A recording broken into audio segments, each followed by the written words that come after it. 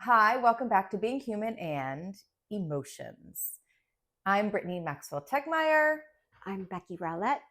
and today Becky and I would like to talk about identifying and regulating emotions. And when we're talking today, we're mostly talking about maybe older teens and adults, Yes, kind of talking in that definitely. general population. Okay, Becky, what do you have on regulating emotions? I was just thinking, like, a really important aspect of it is modeling it for our children. Yeah, modeling what part? Right. Like listening to your body, um, taking time. If you can feel your emotions starting to rise, taking a step away. And like you said, identifying what's going on, normalizing it. Yeah, so modeling the awareness of emotions. Mhm. I work in classrooms as well as in my clinical practice. I go into classrooms to talk to kids about emotions. And I remind kids, and as adults, we need the same reminder that there are no bad emotions. Yes. And so, whatever emotion it is that's coming up for us, whether we recognize it or not, it's not a bad thing. There are no emotions to feel shame over. It's just what we do with those that can be helpful or harmful. And so, just beginning to put out there that I have emotions, I'm aware of them, I can tend to them, is such a really good and healthy thing. Name it to tame it, right? Yeah, without a doubt. And I think the important part too is like anger's okay. And, you know, when we choose to internalize our emotions, that's when we start to It can feel be sad. tricky. Yeah, Yeah. it's very tricky because that can lead to depression or it can lead to acting out, just thinking about, well, actually, I can't just say children because adults do the same too. Absolutely. Mm-hmm.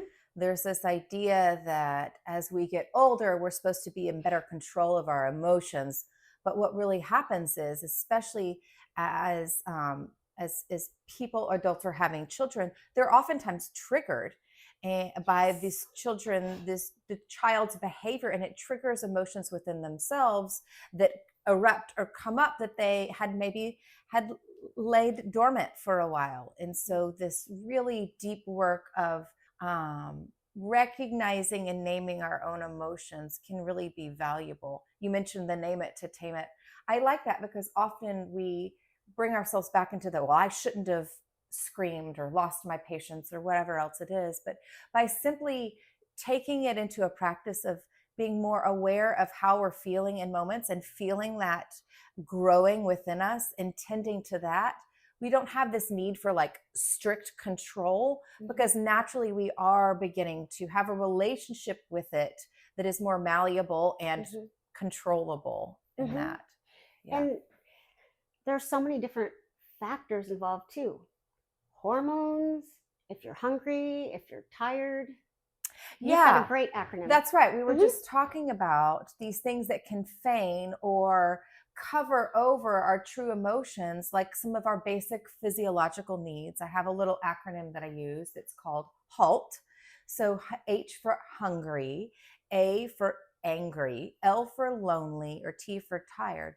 So anytime we're any of those, we really need to pause and tend to that first because all the other things, all of our other emotions are going to be muddied or clouded, and we really aren't going to be our best selves, anyways. So you're right. Physiological needs and basic social needs of ours really are important and can really affect our emotions and our behaviors. I'm thinking too, like, if you're charged by alone time and you're an introvert and you don't have your alone time, at some point, I can speak for myself, if I choose to not care for myself, it tends to bubble over. Yeah. Self care is everything. So I choose to take the time I need so that I can give back to others. And I want to model it for my children and for my clients Right. Right. and for me, straight up, Sure. you Sure. know? We're kind of in the business of like really needing to to put our money where our mouth is. Yes. And so, yeah, becoming aware and really bringing the humanity or humanness back to just the full range of emotions, and all of them are really good indicators of who we are and where we are. That's all. That's the good stuff. It is. Yeah, It's being real.